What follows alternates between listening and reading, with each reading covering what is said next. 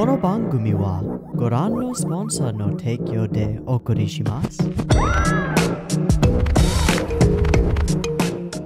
Alrighty, welcome everyone. I'm Teeaboo and I am here for Odd Taxi episode 12. Last week on Odd Taxi we watched episode 11 and I think it confirms for me that this show is absolutely at its best when we are investigating specifically the life of one character through their own perspective. And last week's episode was precisely that. A large portion of the episode was dedicated to Nikaido, front girl for Mystery Kiss, the way that she sees the world, the way that she sees herself in relation to the world, and her need for success and way of defining success and defeat.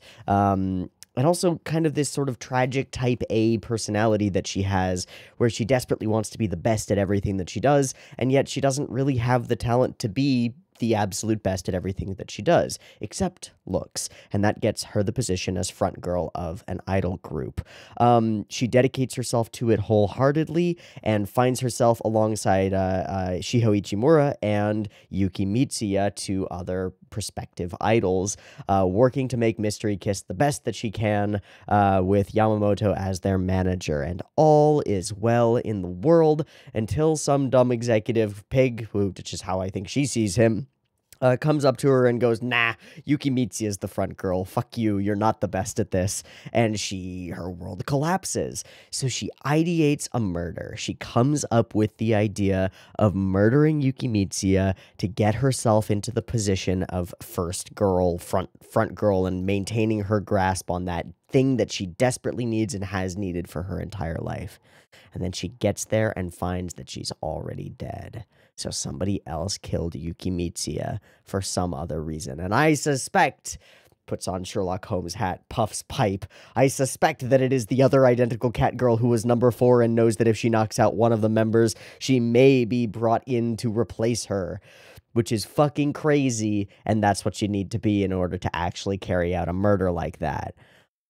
That she did it in such a way that is so narratively satisfying. I don't understand how she did that or why she did it in that particular way, but it is very narratively satisfying and very interesting, and we will hopefully find out more about that soon, but maybe not right now. Her name, by the way, is Sakura Watagaki.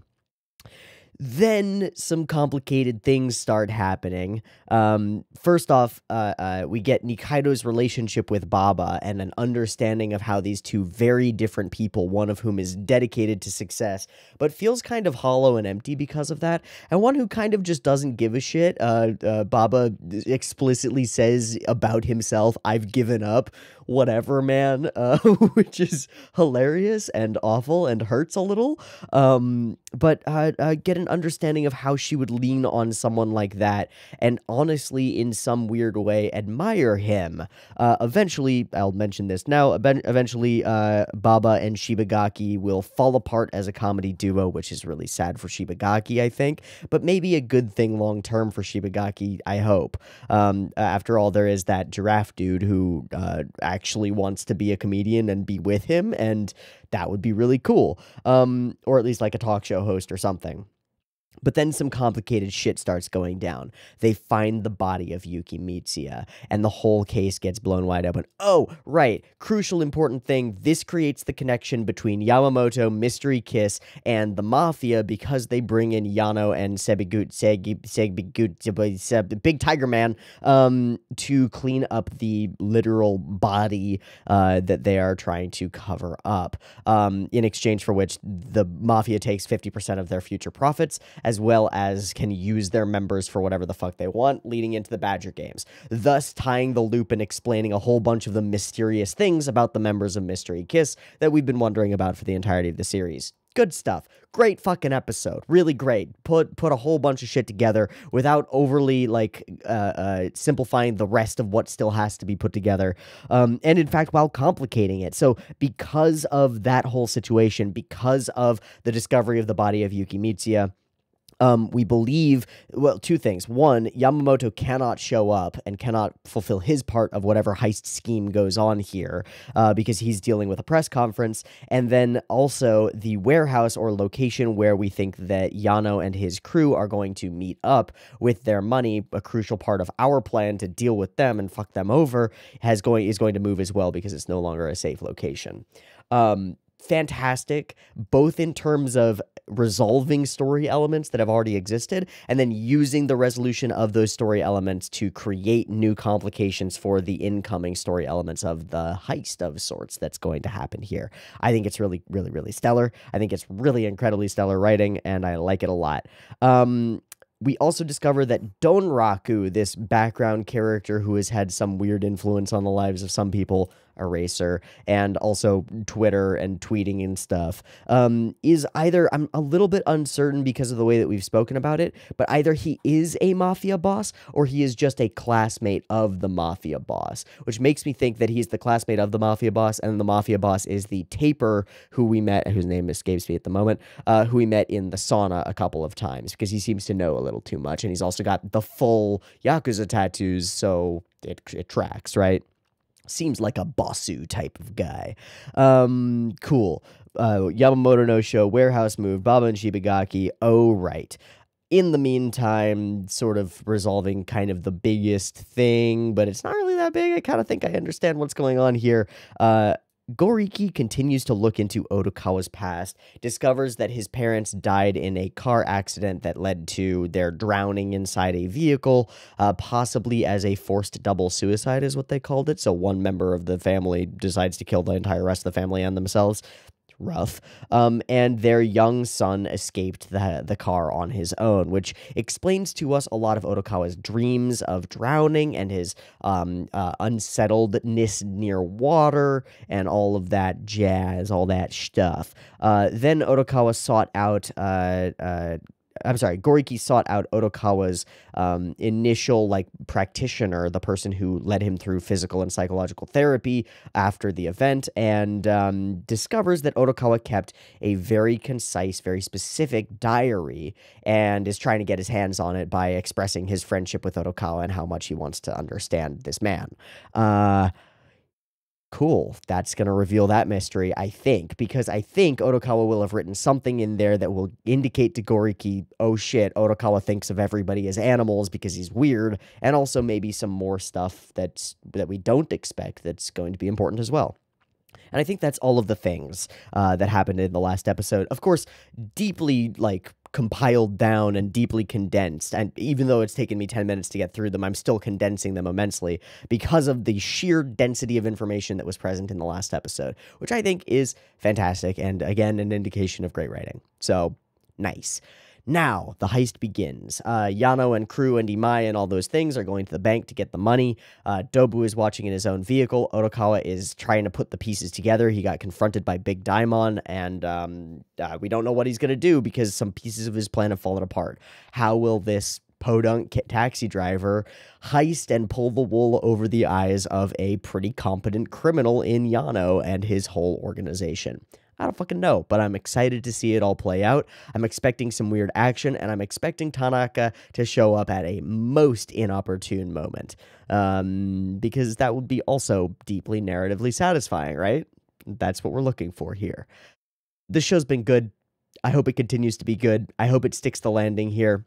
I know this isn't the final episode, but we're moving into that territory where we need to start sticking landings, and so far, so good, man. The pieces are just all coming together, and I mentioned it again, this isn't the sort of thing where they're throwing a bunch of new stuff at the wall and giving us a whole bunch of new things. They're just expanding upon the information that's already there and the questions that we already have and bringing them all together, and it's really nice. It's like watching an expert weaver at work. Is that the word, weaver? Yeah.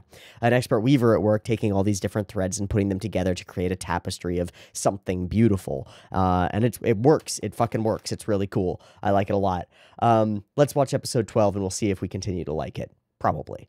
Okay, I've got episode 12 up and ready to go. Subs please version as it has been for a little while. There will be 2 versions, picture-in-picture in the description, timer on YouTube, early access on Patreon. Check that out if you'd like to. Likes and comments and subscribes are always valuable. I'm trying to say that a little bit because I haven't been saying it, and it actually shows in the analytics for the channel, and I'm like, okay, I have to say that.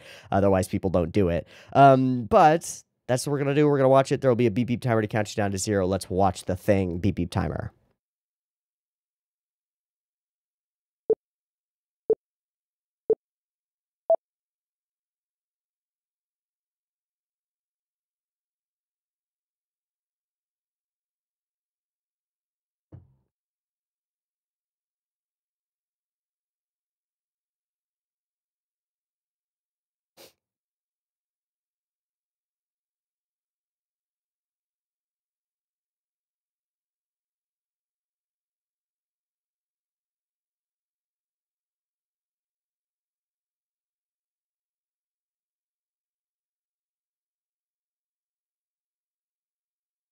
I think this is the full version.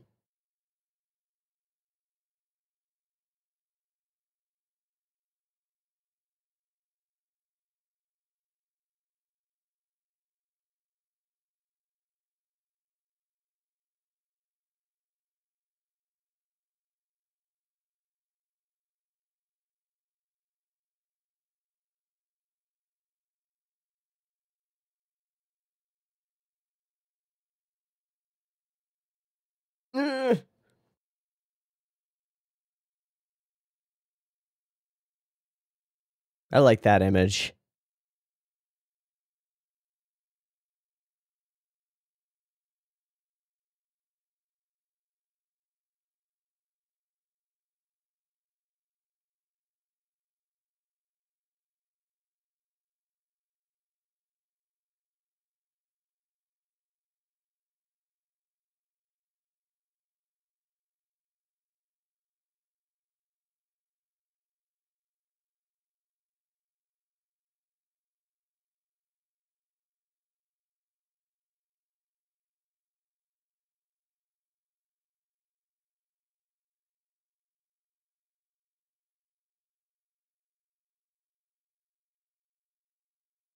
Come on, buddy.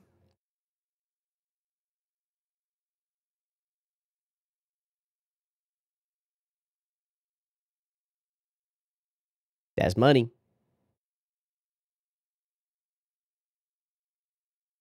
Sweet.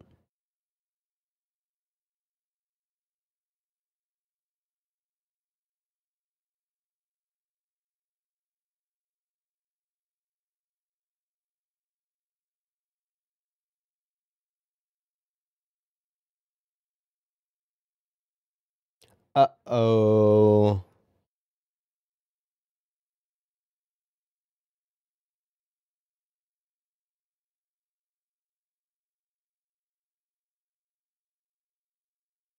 Sebi Gucci. It's almost like he's in on it. Thank you, buddy. Ha. Hoo. Ha. Oh, thanks. Ah. Who dat cop be? Okay, here we go. Hi. Oh no, they for sure will. Okay,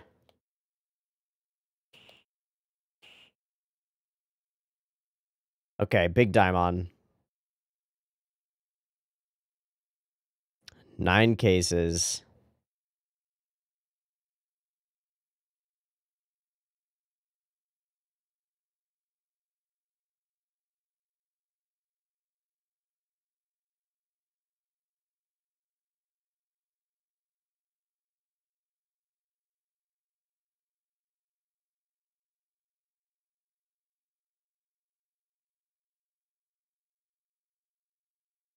That's a lot of scratch.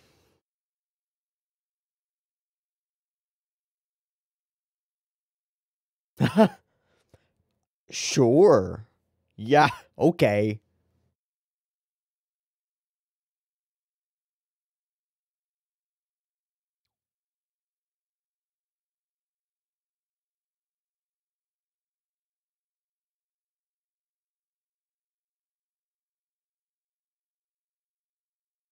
Oh, he slipped a thing.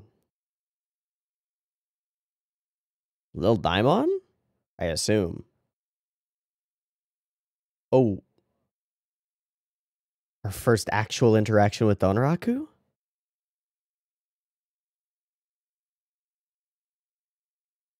For sure, that's the taper.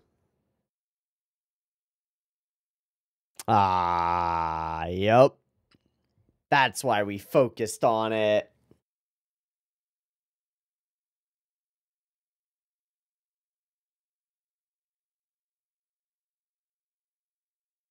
Soka.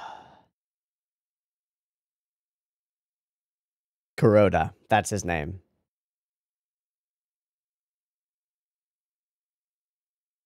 Oh, right. He's judging N1.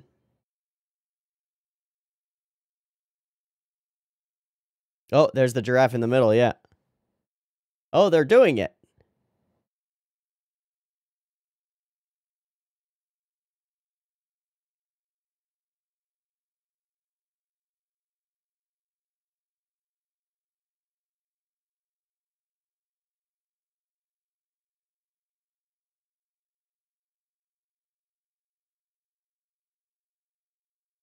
Something, something, time machine.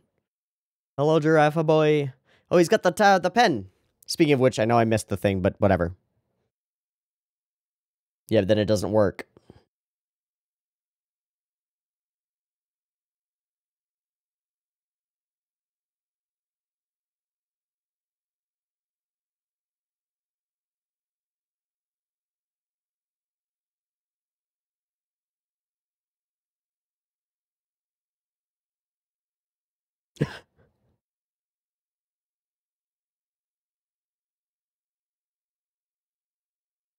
Oh.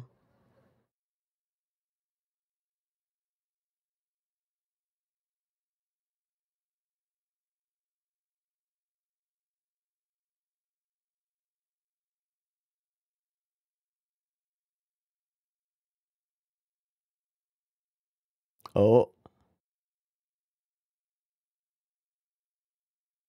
Oh, he's screwing up the bit. He's about to be...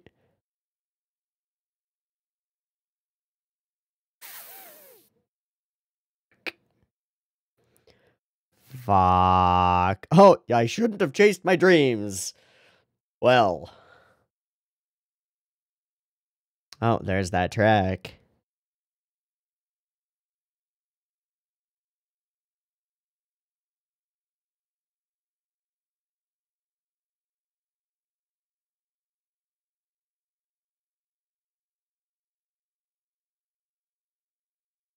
I don't know. Yes, follow all traffic laws.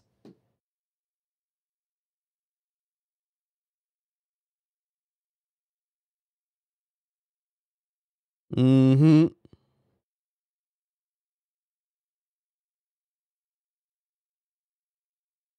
Okay. Do what he says, yeah.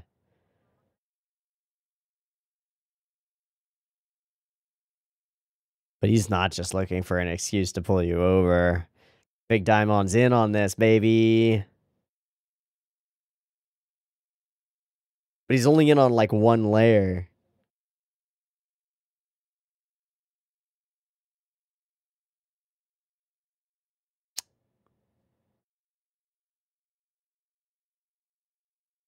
Money, bitch.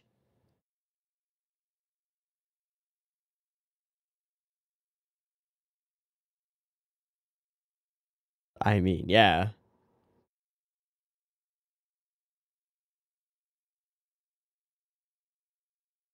What's up?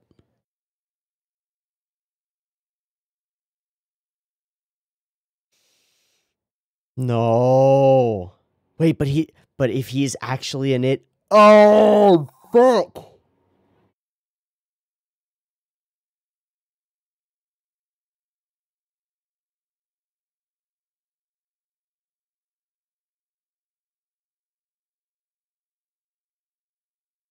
Yeah.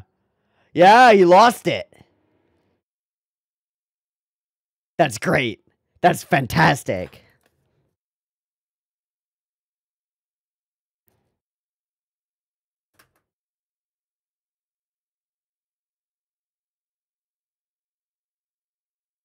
Poor Imai. Yeah. Thank you. Appreciate. Oh, okay. Eh, no, not really. My life is a good thing. Yes. Sup, Yano. All right, welcome to the plan, baby. You're stuck, Yano. Yeah, your music better fall apart.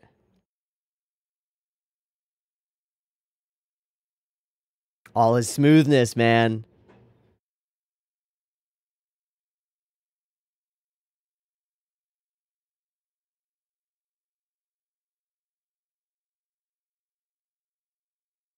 He's bad at this, man. He's falling apart. Oh, he's really a cop. Oh, aha! Because he wanted the last case. Ah!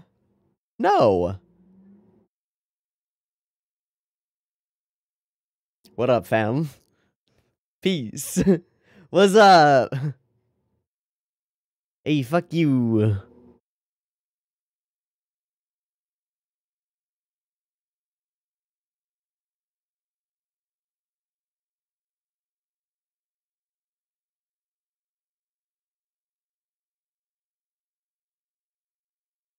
Where they stored the rest of the cash.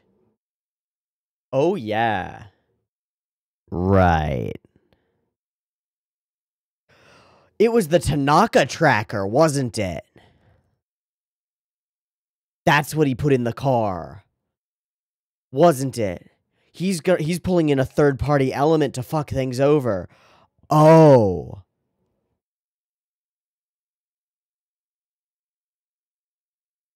Oh, were you talking to me?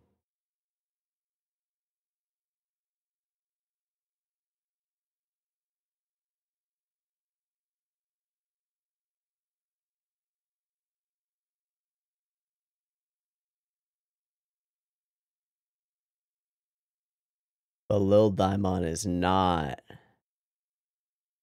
Oh, the eyes.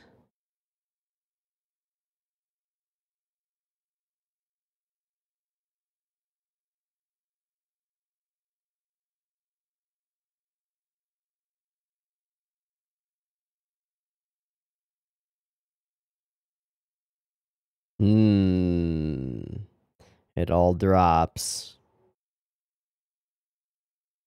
No facade.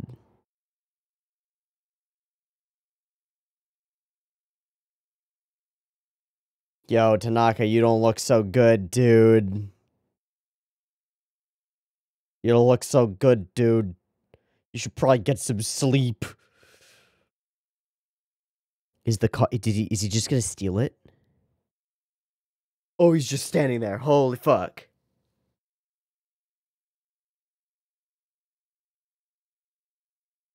Oh, it's fucking empty. He's just out of his gourd.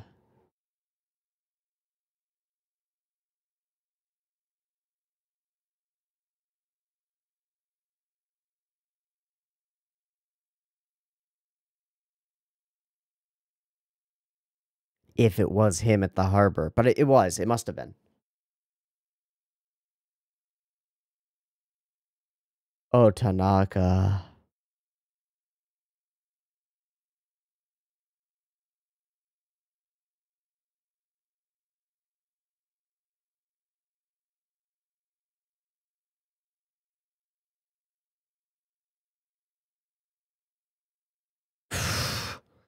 Ain't that the truth?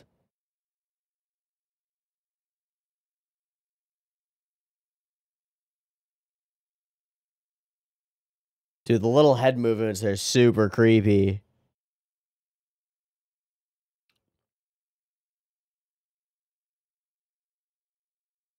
The dodo bird.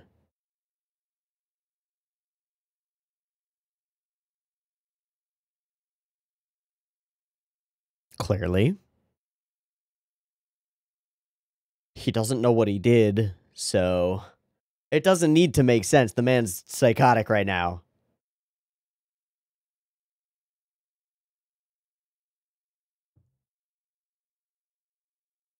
Yeah. Heh. Nope. Oh boy.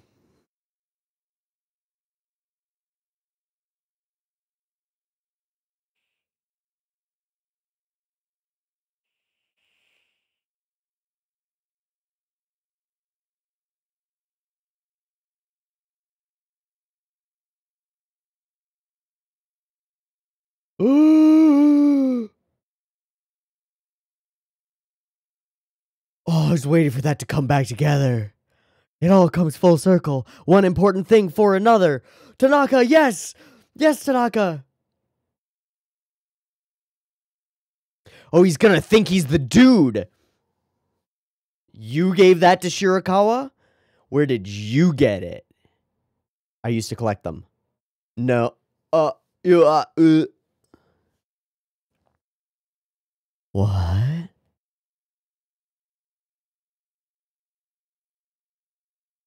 What?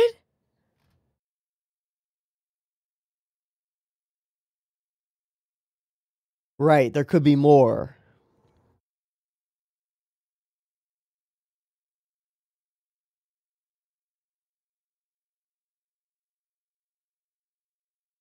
Nope. Neither of them.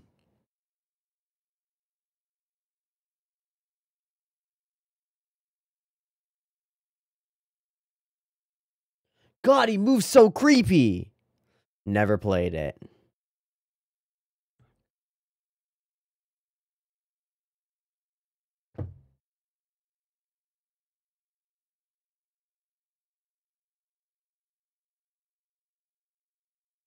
Dude, he is so dangerous, even if he doesn't have bullets.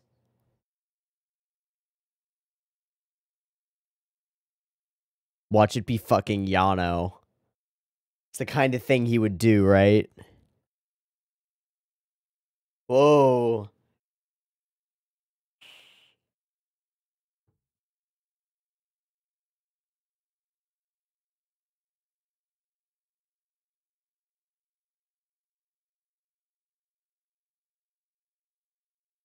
He might have one more.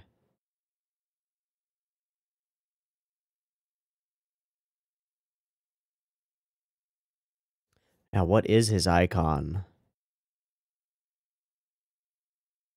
That looks like Dobu.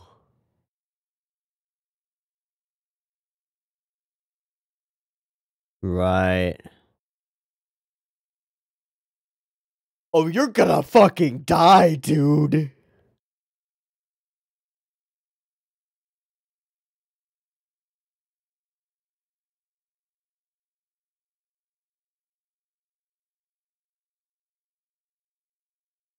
I love that.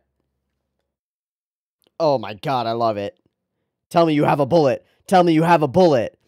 Because Otokawa lied about the one in his home. Oh! Otokawa lied about the one in his home, right? Which one's a lie? It's gotta be that one. Oh my god, Tanaka. Oh my god, Tanaka.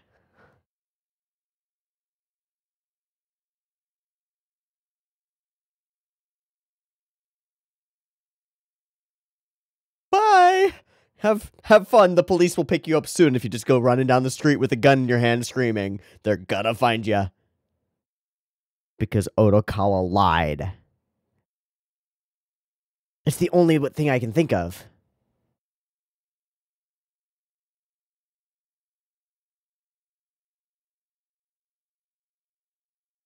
I don't think so, bud. I think he's gonna leave you to bleed the fuck out.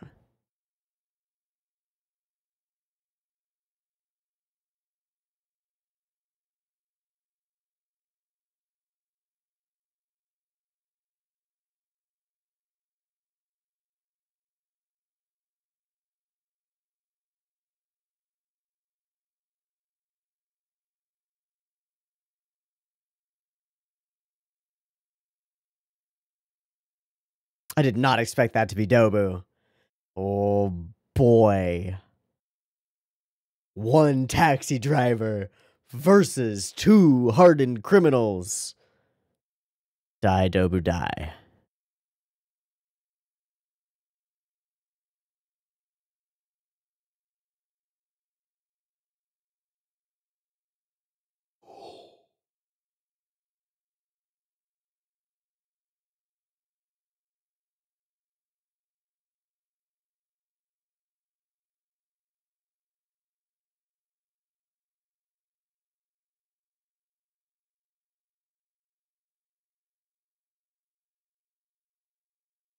Uh-oh.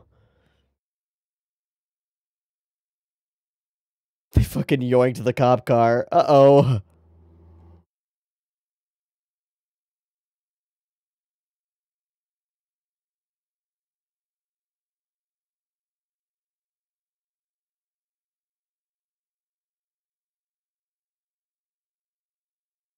Okay, we're in the... Oh my god. They just... Sekiguchi just beat the shit out of him, huh? Lil Daimon? Hello, big brother. Yep. I mean, you are. I mean, that's true.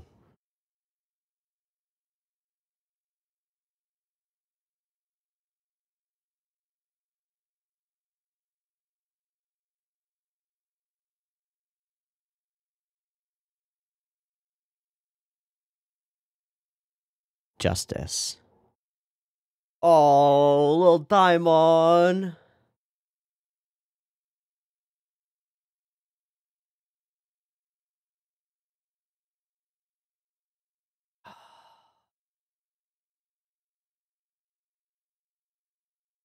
Oh. Crushed naivete, man, is the hardest thing in the fucking world.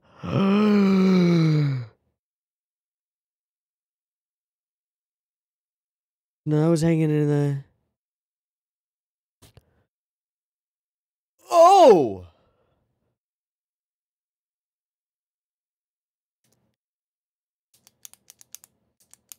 The person who gave me this was Doba's boss? That's the organization? Wait, because Otokawa has one of those.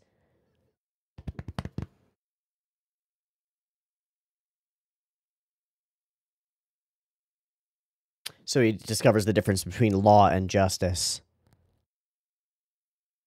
Sure. Sick.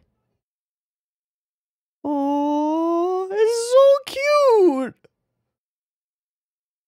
Oh, that was a whirlwind of an episode. Favorite moment has to be Yano losing his rhyme and just freaking out, and all of his smoothness just drops. He has no idea what to do. He just flounders. Or the reveal of Tanaka being there and the plan that Otokawa put into place amazingly. Wow. Wow, some cool moments in this one. The bullet, though. No, because how else would he know that he showed up at his house, right? Because that's how he found the tracker in the back seat.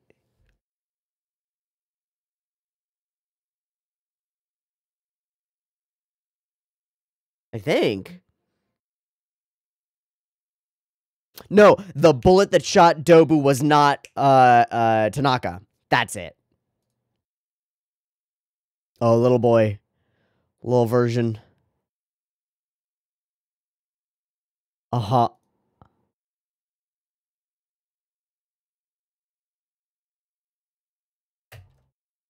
Boom. Where to? I don't know, man. I don't know. Okay. I'm wrong. I was wrong. It's not that Otokawa lied about the bullet that went into his window. That's not what it is. It's the same thing that I thought from a while ago, which is I didn't think that the person who shot Dobu at the wharf at the warehouse was Tanaka, and this confirms that it wasn't. I think it was a different gun, and I think the person was wearing different clothing, and I think it could have been Shirakawa, but I don't know.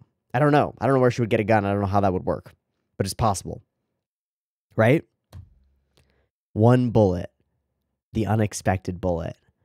That's such a cool setup. That's such a cool setup. No, because we did so much work to not show who was shooting that bullet. And then like the shot is fired and that person never like emerges from the shadows or continues fighting or whatever.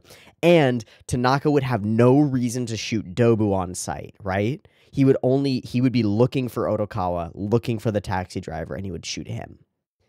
Yeah. That's what it has to be. It's absolutely what it has to be. Wow. Oh boy, in multiple ways, this is kind of a feel bad episode, but also a really feel good episode. I feel really bad for Shibagaki. I feel bad for these dudes who are getting involved in this shit. I feel bad for Imai until I don't feel that bad for Imai because there are people working on his side. Yano going through his thing. Gucci fucks it up, man. They could have. Oh my god, this was such a nerve-wracking moment where Yano's like, I'm gonna pull one, I'm gonna check it, I'm gonna find out. And Semiguchi's like, nah, bro, we gotta get going, we need to move. Oh, almost as though he's in on it. And then there's the following, it's great. So, Dobu gets the real moolah, put it in the parking lot, put one case in the taxi cab, and he puts the tracker in there. And at first I was like, okay, he's just putting a tracker in there for reasons. And it took me half of the episode to realize, oh wait, that's the Tanaka tracker. He's leading a dude with a gun who is a loose fucking cannon, quite literally, to Dobu for some reason. But there's no way that he could have known any of the way that whole situation would play out, right? He just knew that there would be a wild card coming, and it would create some kind of confusion that might allow him to get away. That's crazy. That's crazy. And then, of course, Otokawa does not actually want the money. Okay. Donraku on the phone mostly just reveals to us that what's-his-face, Kuro. Kuro, that's what it is. It's Kuroda, the taper. And I love the little moment where he's looking at the little keychain thing because it ties him in with his daughter, who is the cat girl, which also, again, cat girl is his daughter. They can't be animal people. There's no way. And Donraku wants to take an indefinite hiatus of some kind. Fantastic. But he's also stepping down from judging N1, which is very interesting. Their little bit is great. I love the way that they run out on stage together. It's great. I think it's fun, wonderful. And I love how starkly contrasted Mr. Giraffe is here, just to show up here. It's fantastic, and he's holding the pen. Speaking of the pen, I missed last week's audio drama, so we're going to hit both of those up today. We'll see if there's anything super interesting in them. I don't know. So the time machine, if only we could go back and change something important. And they do all these gags, and this moment, everything crushes down on Shibagaki. I was thinking Shibagaki and Seibiguchi together, and Shibagaki, it all crushes down, and he starts to actually say the truth. I regret teaming up with you. Uh-oh. Everyone, just smile. All will be okay. I love the little barbs that Otokawa is throwing out. Dobu is so confident, right? He's like, my whole scheme is going as planned. This is what I want. The smile, the eyes. He's just like, yes. Ha ha ha ha. Ah ha ha ha. I'll be running the meter while I wait. Just such little deadpan barbs, like, you're still paying me something. I'm doing my taxi driving job, asshole. Fantastic. Okay, so we look at all the stuff. He pulls the paper. I'm going to check another one. Oh, look at that. That's weird. And the rhymes fall apart. And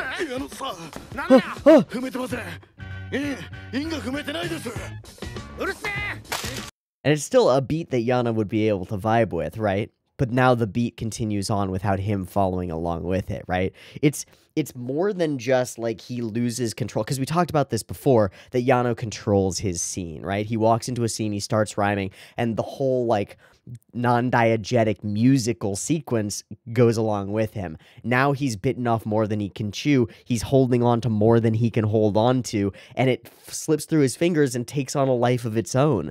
This whole heist movie is no longer within his grasp, and it is continuing on, charging along. The beat keeps going without you, even if you stop being able to rhyme along with it. And man, that is life right there. But it's also I guess fuck. story about things that you don't want to do. Fuck.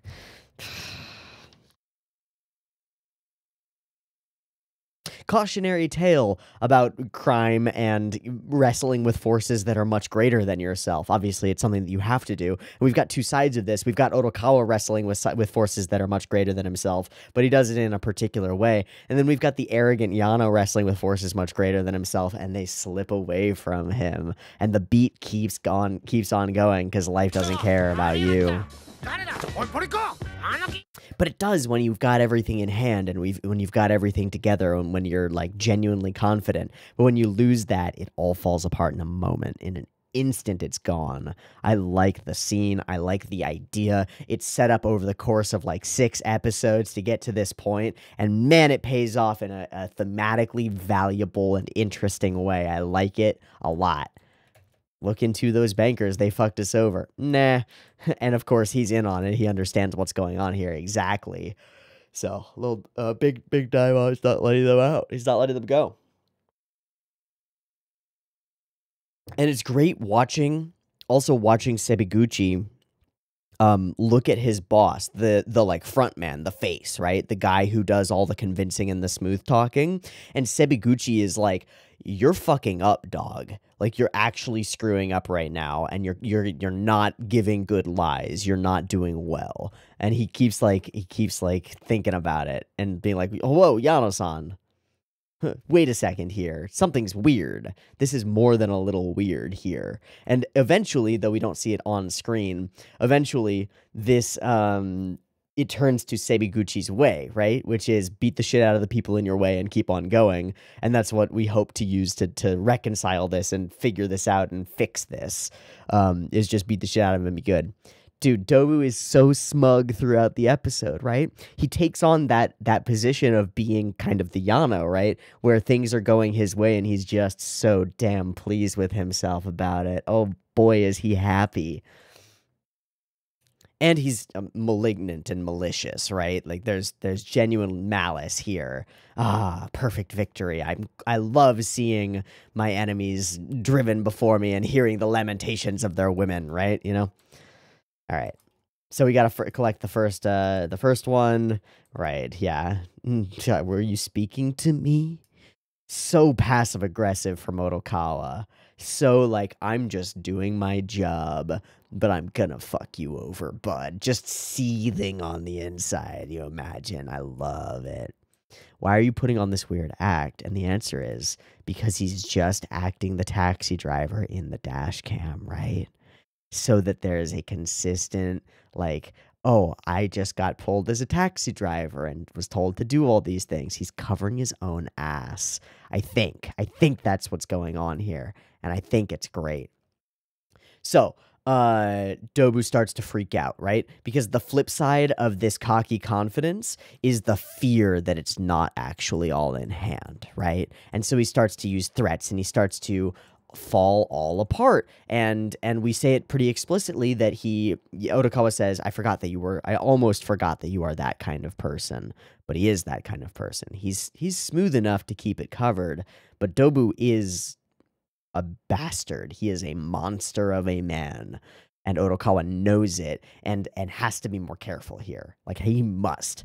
Don't even think about betraying me now. I'll crush you with everything that I have. I'll find you no matter what. And all these threats are legitimate, but also empty, but also legitimate, but also empty. So it's like, it's this confusing situation. And when you're faced with a truly malevolent person who truly does want to hurt you and truly will like come back at you if you do something to them, what are you going to do? And then, of course, he brings up Shirakawa because he knows that that's the card that's actually going to hit. And it actually does hit. It's the first thing that Otokawa responds to. I almost forgot that you were that kind of guy. I can't afford to worry about appearances anymore. So this is the dropping of the psychopath's mask, right? It's like, well, I don't have a reason to do this anymore. I have to win. I have to win at all costs. Kind of Nikaido-esque in a weird way, right? Is your boss that desperate for money? No, he only has one rule for us, and I'm not telling you what it is. I'm very confused by this, and I'm very curious about it. I think that's the point of the line. is to be curious and confusing, but I don't know. I don't understand it. So that be that. And Tanaka shows up. Boy, oh boy, does this boy look bad. I mean, he looked bad before. By the end of his episode, he was not having a good day, and now it's like a week and a half later, right? Poor dude. Poor dude got his fucking dodo bird stolen, man. What's he gonna do? But it is the direction on the way that he moves that absolutely fascinates me. I think it's fantastic because he no longer moves like a human being. He moves like a snake, right? He moves like weird, and he does things that like don't make sense. He's just like turning his head, and those kinds of motions that are unexpected and unpredictable make him extremely dangerous. And that's the whole mystique of this character, and the whole reason that it's great that he's here is because you can predict Dobu, right? Dobu is a straightforward criminal. He's got a pretty good head on his shoulders for doing the crime stuff. He's also highly violent and will be like easily go into violence to solve his problems. But that's predictable, right? And so Otokawa can manage that, right? He can predict what Dobu will do. If I do something to hurt Dobu, Dobu will come back at me or at Shirakawa. Easy. If I do something to hurt Yano, Yano will come back at me with I've been calling him Sebiguchi. I think it's Sekiguchi. With Sekiguchi, and they'll probably beat the shit out of me, and maybe they'll chop me up into pieces and throw me in the bay. Great. Predictable. Horrible, but predictable. Particularly, like, understandable, normal stuff, right? Tanaka's much scarier to me personally because he is a person unhinged. Like that's what that word means, is that the hinges that hold him to a reality and like hold the door in a path that is understandable, like it goes this way, are no longer there. The door can do whatever it wants. It can fall on your fucking face. It can fall the other way. Who knows? And so this element of true untrammeled chaos is here. Now, I thought in this moment that Tanaka was actually just pulling the trigger reflexively. I'm like, okay, this dude has had a week with no sleep and maybe no food, and he's fully out of his gourd. And he's just like, I see taxi, I pull trigger, blah, blah, blah. But no. He's just motioning them, which I didn't understand. And Dobu just goes, nope, I've got this. I'm the one, blah. Boom, boom, boom. He didn't shoot me. He's got nothing to hold on me. And that's Dobu's, it's he's hoisted by his own petard here because he thinks he's so smart, right? He thinks he's put it all together and this guy has nothing on him. And so he's confident that he can just rush this guy down and beat the shit out of him, which he could if he didn't have a bullet in the chamber, but he does. And that is amazing. Not only that, but I've been shot. And we sort of wash over it with just Tanaka being crazy. Because if Tanaka were a little bit more lucid, he would be like, I was never at the wharf. I never shot you. Because I think that's the one that's missing, right? Well, I don't know what I want anymore. The giant eyes with tiny pupils are such a great, like, terrifying thing here to make this guy look completely unchained. But it's the way that his head moves and his eyes move in different directions. And he cocks his head in different ways. And he moves at different rates of speed, right? Because like this turn to the right is like so slow. And then the one back is like, right? He's like fully just on high wire systems, right? He's fully in fight or flight, and he has been for a week. So they're not all working like properly. He's like snapping at things and freaking out a little bit. And you get the impression of someone who will pull the trigger at a moment's notice, which is exactly what he will do. But he also knows that he has some power because he knows that he has a bullet in the gun. That's that moment, right? Slow. I lost something important. Snap. So you think you can, he's looking away. You think you can start edging toward like an escape or something like that, and he snaps to you because he's on. That's real. There's something like real about that, I mean, obviously it's an animated character, but it strikes into like a deep fear of somebody truly crazy. I think something that's like rooted in us to be afraid of someone who is unpredictable in their motions. It's very good. It's very good. Little tilts, little weird things. Took something important from you. I don't know what the fuck you're talking about. Doesn't make any goddamn sense, and he spits it all out. He's so angry, and his voice actor does a great job. What? Yeah, and even Teeaboo here, right? Teeaboo's got this all in hand. He's like, okay, sure, yeah, all right. We got you, buddy. It's all, oh. What are you angry about? I don't compute that at all. That's weird, dog. Very interesting. He's almost, like, Tanaka's almost, like, crying. He's freaked the fuck out. It's not an excuse, but that was what happened, and I am sorry.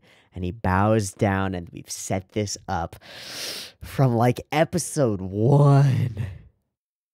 That eraser is in his pocket.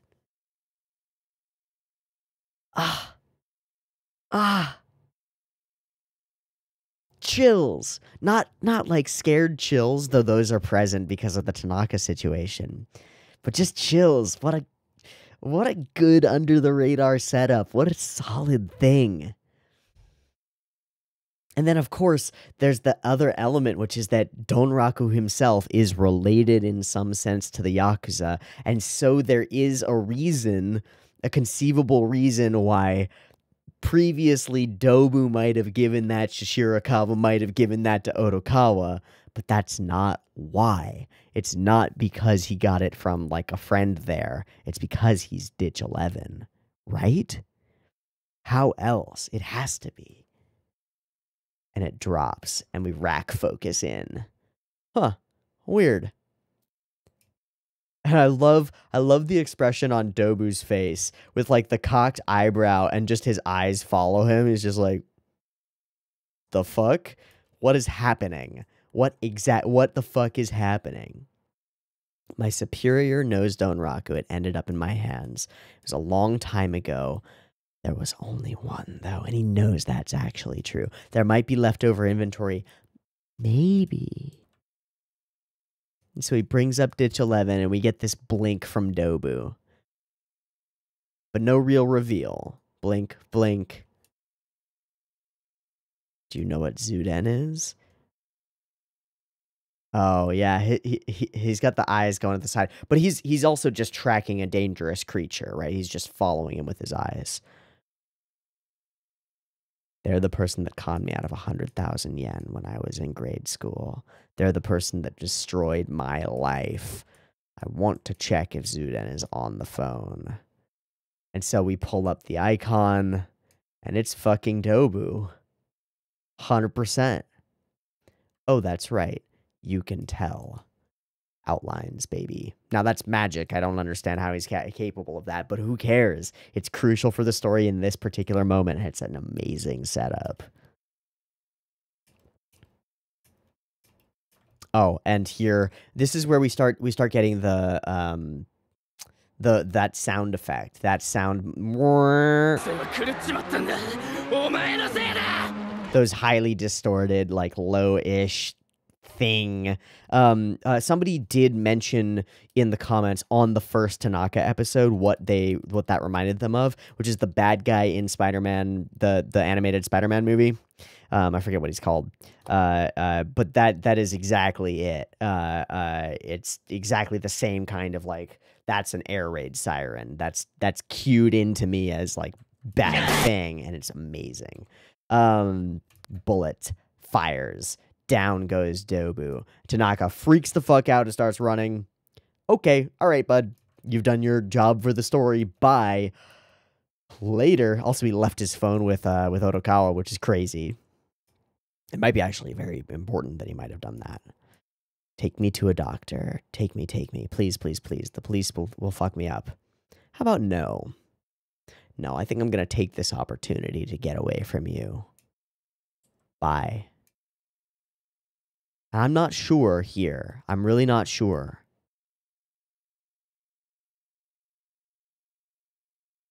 But I think Teeaboo dies.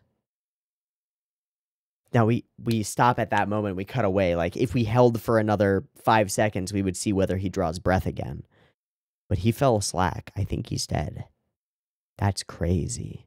That means that one huge thing that we've been running from is free and open. That means that for the most part, Shirakawa might be safe. And technically and legally, Otokawa did it all without actually getting his hands truly dirty. All he did was transport Teeaboo from one location to another. All he did was be a taxi driver with the meter running. Right? He has deniability. Now, truly, he is something to an accessory to multiple crimes here. He also led Tanaka to the man and sort of helped him kill him to some extent, right? But it technically versus in the eyes of what can be proven in court are very different things. I think Otokawa is squeaky clean. And that's amazing. And also, that takes some fucking writing chops, right? Like, that takes something to put that kind of shit together. Fantastic. Okay, so he tells Imai where the money is, and then the car comes and it chases the taxi without chasing the money, because the money isn't in the taxi. And we end on this absolutely heartbreaking scene with Lil Daimon and Big Daimon. You were the bigger idiot. Now, the truth is they are both idiots. And it's this moment here. I'm going to be arrested too. And he hits back with, of course you are. After all, you're evil. And his voice wavers and his tears drop on his face. I'm going to arrest you. Liar, you lied to me, bro. We made a promise. And this gets revealed. That thing came from the organization when it stops paying you out for people who have died, like families have died in car accidents. The foundation. The person who gave this to me is Teeaboo's boss. So something there tracks, right? Kuroda, we think. And Kuroda mentioned things to Otokawa, like, it's good that you want to pay people back, right? But this is an element of the mystery that's unsolved. And so we're waiting on the pieces to come together. We're waiting on the Goriki piece to come in, and we're waiting to understand Teeaboo's boss particularly. I think it's Kuroda. But why and how does that work with everything else? And what's the rule that they have? I don't know. I'm not telling you. So, immediately it's important. I didn't think you'd forgive me. I won't. No, I will. After all, you're my brother. Aw, but the law won't forgive you. And so, in the craziest way, Little Daimon comes to a more complete understanding of the nature of justice and of the understanding of people through the fact that, like, the law and his own sense of morality don't always align, and he can't help but care about his brother, even though he sees his brother as evil. That's awesome. That's such a fantastic moment. Over the course of, like, 45 seconds, we watch Little Daimon's sense of naivete and reality and justice and law all shatter and then be rebuilt in a different light. Fantastically interesting. And also has a comparative understanding of justice, which is one of the bigger things, right? Because we talked about this before, that Little Daimon previously was just binary, either evil or not evil, evil or not evil, evil or good, evil or the opposite of evil, right? And now he's got what you did is unforgivable, but what they did is even more unforgivable. There's a comparative analysis going on here. It's not exactly whole, it's not exactly good, but it's better. He just became a much better police officer than he was a moment ago. Fascinating. Gotta wait for next episode for all the rest of this to fold itself together, right? Crazy cool. Okay, I want to watch the audio dramas. We've got 11 and 12 because I missed the one last week, so we're gonna do both. Give me a moment to pull them up. Okay, we've got number 11.10. The cat is out of the bag. Straight up can just go for this. 皆さんこんばんは。こんばんは。今回は想像通りというか、 Sweet. あのアイドルの続きですね。最後ちょっとヒヤッとするんですけど、 kind of off. なんかね、なんだろう。ちょっと最初から全部聞き返してみて考えをまとめてみたいと思います。それではどうぞ。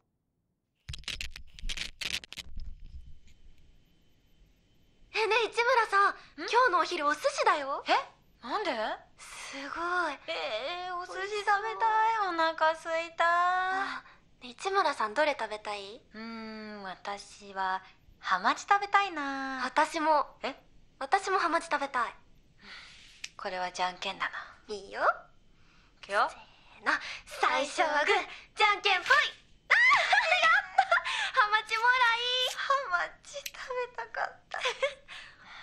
サーモン食べよっと。サーモン食べな。How? おいしい。おいしい？あのさ、三ツ矢さん。どうしたの？前にさ、秘密教え合い That's the ゲームしたじゃん。 that's あれさ、よく考えてみたんだ。うまく言えないんだけど、なんか怖くなって。どういうこと？二階堂さん、やっぱりなんか怖くない？ある意味怖いけどさ。だからさ、私たちだけでもあの時何書いたか教え合わない？でもそれって市村さんに秘密を握られるってことでしょ？ガチ秘密だもん。お互い様だよ。市村さんのが大したことなかったら私損じゃん。そっか。 it wasn't. 確かに。 Ichimura ain't done nothing. わかった、こうしよう。あの時一つずつ嘘書いたじゃん。それだけ発表するのはどう？それならいいかも。本当？私はね、線香。うわ、やばいやつじゃん、不思議ちゃんの。だって嘘が思いつかなかったんだもん。三ツ矢さんは？私は結婚している。ちょっと待って、怖い。どうした？だってあとやばいの2つあるよ。なんだっけ？ I've killed someone and I dumped a dead body, and she's killed 何が someone. やばいの？ But いや、やばいけ Nikaido ど has dumped a だっ dead て body. 嘘はあと1つしかないんだよ。Oh, neither of them are lies. 本当だ。 Neither of them are じゃあ二 lies. 階堂さんのどっちかが完全に本当ってことだ。 Indeed. どうしよう。これは二人の秘密にしよう。そうだね、怖すぎる。結果的に二人で秘密を分け合う形になったね。仲良くしてね、三ツ矢さん。もちろん。 Yeah, you better stay on good terms with Mitsuya-san. あ、ごめん、お母さんから。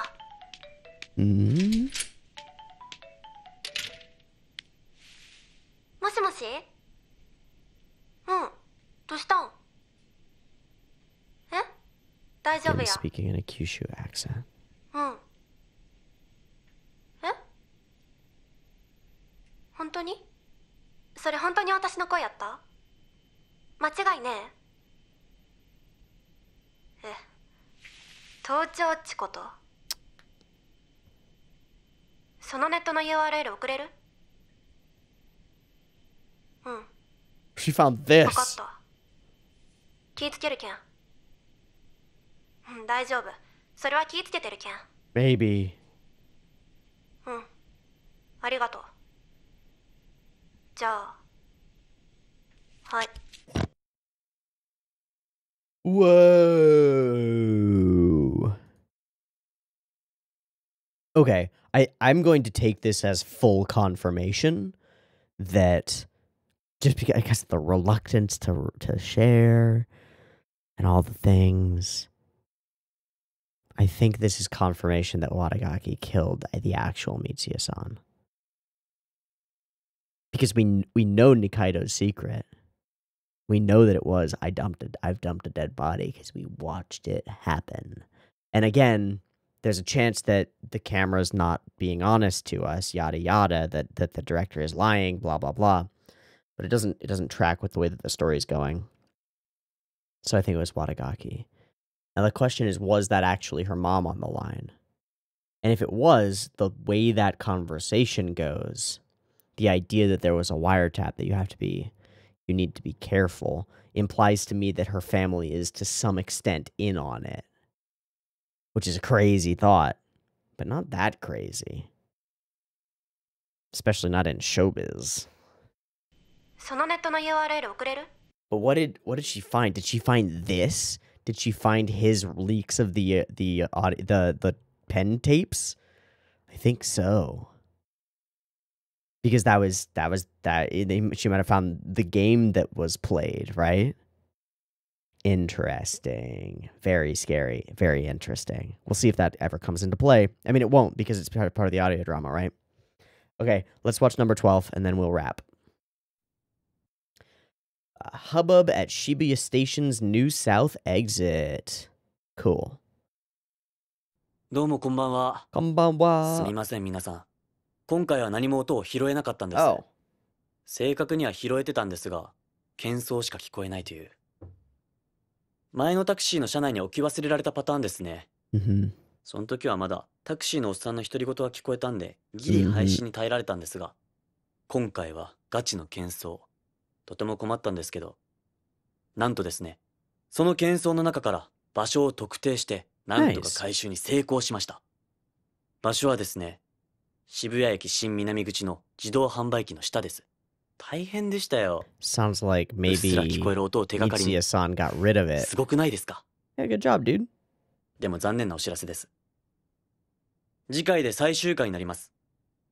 もう潮時というかね、 Okay. 限界。さすがにだるい。バレたっぽいし。でもですよ、次 Seems the ちょっ jig と is 思い up 切ったことしたいなーなんて考えてます。 with a bang. まあ、 Like recording a お楽しみということ gunshot, で。 maybe? That could work. どうしよう。ちょっとまだ尺的に短いかな。Yeah, drag it out. 音楽でもかけましょうか。ミステリーキッスで頂上恋 Oh 現象。 god, please don't copyright me.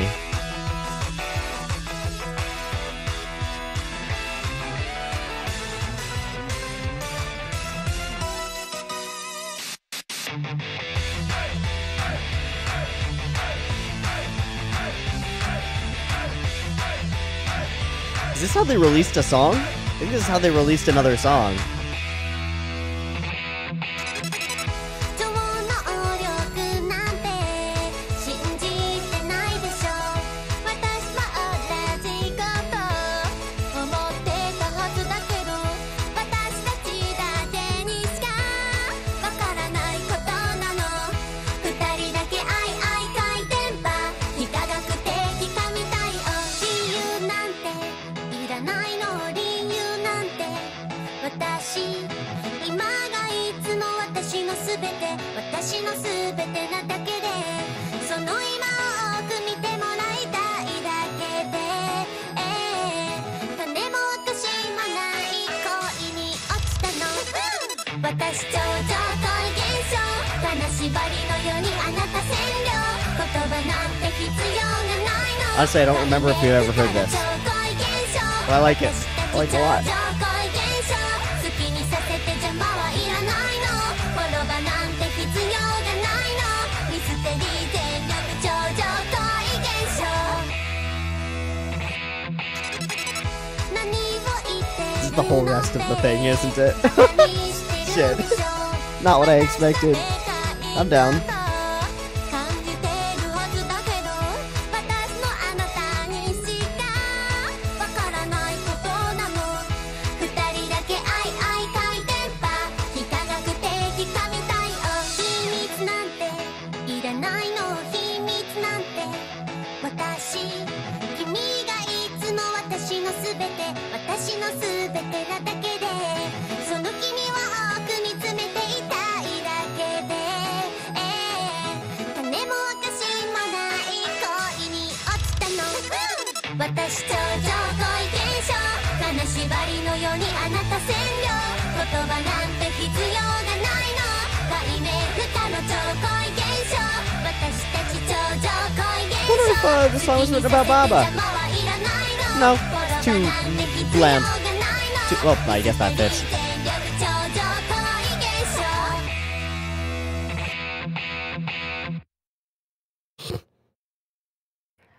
Well, okay then. So the pen gets dumped in a station and he just like doesn't have one for today, so we get to listen to a cute song. Neat. Not at all what I expected there, man. But okay. Sure. All right. This episode of Odd Taxi, it's a pretty solid one. We've talked through it. Lots of cool things happen. Lots of unexpected things happen. The heist goes off with many hitches. The polar opposite of without a hitch. Pretty interesting. The whole Tanaka reveal is kind of amazing. Some of the stuff with the music and Yano losing his flow is fantastic and pretty much perfect. There's a lot of this episode that I really like. We'll have to wait until next time to see how everything wraps itself up and how all the mysteries conclude, but it feels like we're heading toward a really well-stuck landing for a show, and I'm quite happy about that. Cool. That's going to be a wrap for me. I've been Teeaboo. This has been Odd Taxi episode 12. Hope you've enjoyed. Hope to catch you next week for more. See you there. Peace.